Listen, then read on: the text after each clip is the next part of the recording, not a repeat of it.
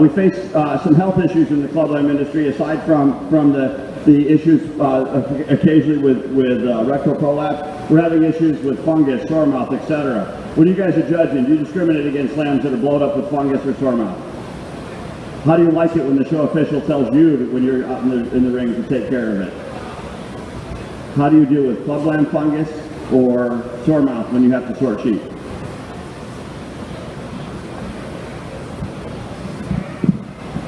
I don't want to be the mouthy one, but as a judge, and I think I could answer for any of these guys, whether it's Ty or Wade or me. I mean, if you bring a sheep to a show that has fungus, I guarantee you didn't bring him at 12 o'clock. I guarantee you his hide's not going to feel as good as the sheep next to him that doesn't. I guarantee it, he's just not going to feel good. He's just not going to look good. You're better off keeping it home and getting it treated. As far as sore mouth, I don't know, I don't really see that. I guess once they're mature, maybe it's some jackpot shows, the same thing. I mean, keeping them home and getting them over it. You know, as far as the fungus goes, nowadays there are so many products out there that work to condition the hide and to help prevent fungus. I mean, my kids showed a lot in the last 5 years. Well, we've shown a lot ever since they've been little kids, but they're done now. But in the last 5 years, we didn't battle with fungus at all, just because there's so many products out there. And if you have anybody at all helping you, you know, you just shouldn't have to deal with it at all. I think the more you show sheep, the more inclined they are to get ringworm. So we had a simple rule. We just didn't show them that much. And I mean, we just geared them into the big shows, because when you go, and I know in Kentucky, like at the North American in our shows, we have inspectors there inspecting them, and if you've got ringworm, they'll send you home. And I think, you know, people will do what they think they can get by with. If they think they can, they'll bring them. If they think they'll get sent home, they won't bring them. And it's only going to pass them on. If I were judging a show, and I've judged a few shows, I wouldn't even want to handle the sheep if he's got ringworm. And handle the sheep beside of it he's clean, who that family's kept him clean. I wouldn't do it. I just look at him and evaluate him that way and go on. If they got the sore mouth, they shouldn't be showing that anyway, because that could be, you know, the general public could catch that. So the question that I'm going to ask you is, you guys are in a position of influence as breeders, as judges, to affect change as we continue to go forward. We all want to see this industry go forward, continue to be successful for not just the next 5 years, but way on down the road. If you could affect change in our industry, whether it's in the show ring, the way shows are run, or in selection, what one thing would you do to influence positive change to continue to grow our industry? Ruminate, and I'll get back to you. Talk amongst yourselves. I'm feeling a little bit clamped. I'll get back to you. Where we're not trying to get them just as big boned and as furry as we can, but just trying to keep them where we're kind of down the middle of the road right now. And I think that's the biggest thing right now, is just trying to keep everything kind of at a happy medium. I don't think we want to be as big muscled as you have to be, but you don't want to be as extreme and as juicy, and like what Wade said, just, you know, you don't want to be the biggest, tallest, most flexible one in the class, but you don't want to be the biggest, thickest one in the class as well. You've got to have that happy medium right in there. And I think where everybody excels is where whenever you have one that looks good, is built good, can move good, and then you have enough muscle, you've got your finish right, everything flows. I think that's whenever you win big shows, and that is where you've got to try to strive to be, is just a happy medium. If you try to go to one extreme or the other, and it doesn't matter what judge you've got, I mean, whether you're showing to anybody in the United States. I mean, if you try to go to one extreme or the other, you're going to get burnt one time or another. You've got to go the happy medium. You've got to be right down the middle. You want to be fresh. You want to be big back. But at the same time, you got to move good. You got to have that flex. You got to have the expression. And that's just kind of where you got to be, to me, is just kind of right down the middle. And that's where the industry is everywhere. I mean, pigs, cattle, everything. Everybody's trying to move away from being big bone, straight fronted, get a little bit more structural correctness, but yet still keep that extra bone, that extra shag, that extra wool, whatever you want to call it. They're trying to keep it right down the middle right now, and that's where everything's kind of moving towards in all the species. So I think just kind of try to keep it in the middle. Thanks.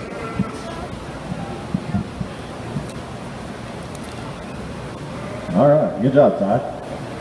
You kind of took a lot of things that most of us are probably thinking and said that, but you know, I mean, as far as the shows go, as far as changing shows, I mean, I'm not going to name shows or name anything. I mean, you go from the county level to the national level.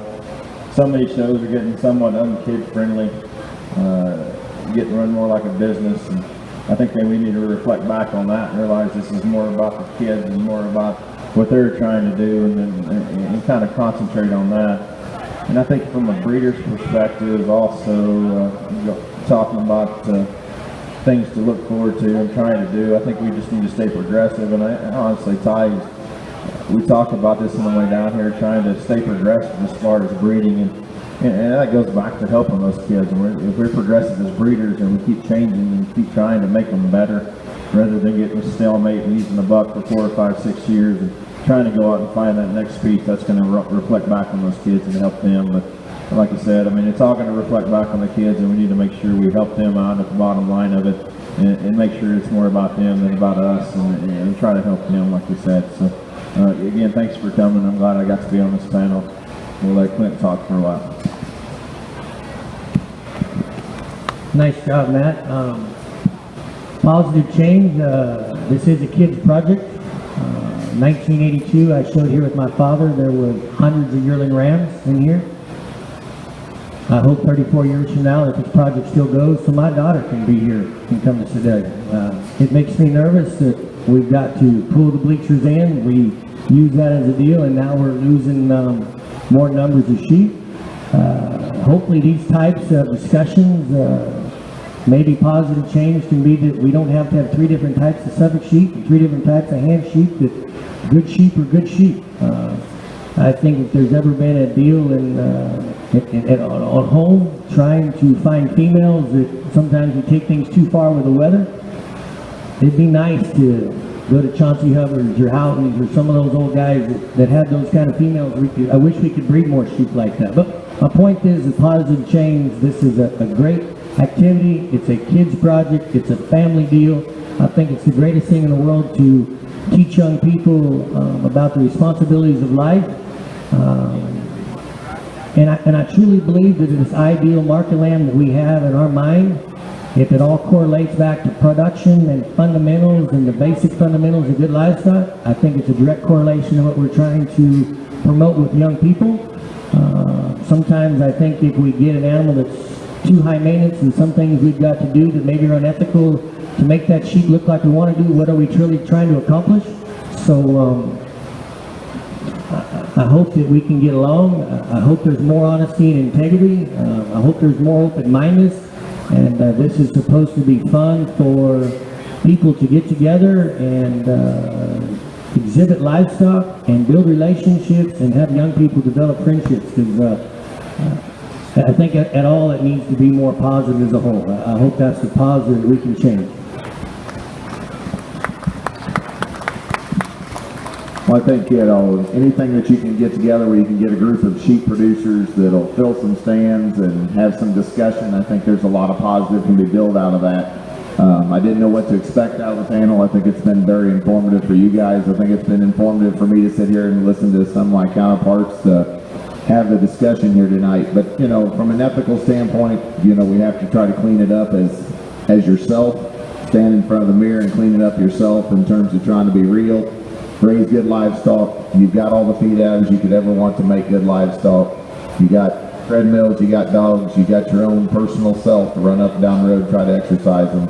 Try to clean it up from that standpoint. Raise good livestock that are sound structured, they've got some muscle about them, they've got some bone and wool, so be it. We all like what it looks like, but try to keep it ethical and start with yourself. I don't know that I have much to add, but I feel obligated since the microphone keeps coming this direction. One of the things as an instructor at the college that we spend a lot of time on is looking at history and talking about future, and some of my students around here can tell you that. I always start with the cattle industry, and we show the picture of the steer that won Chicago in 1900. We look at Conoco. When the trends changed and we added more muscle, finally we used crossbreds. And we talk about then how we got to Gary Dameron to be so proud right now, but Dameron Line Drive won Denver in 1988, and the bull's so tall that you can't even see the people standing behind him. And obviously then we came back to females that were like him, didn't work either. So there's a learning curve, there's a process, and I won't say what direction it's headed. I think it's been headed a good direction. I will say to all you breeders out there, raise what you like, what you go to your barn and you look at that you like, because ultimately you're the one feeding them, you're the one doing chores, and be proud of what you have, and promote that product. And we need all kinds. We need the guys that focus on soundness. We need the guys that focus on power and bone.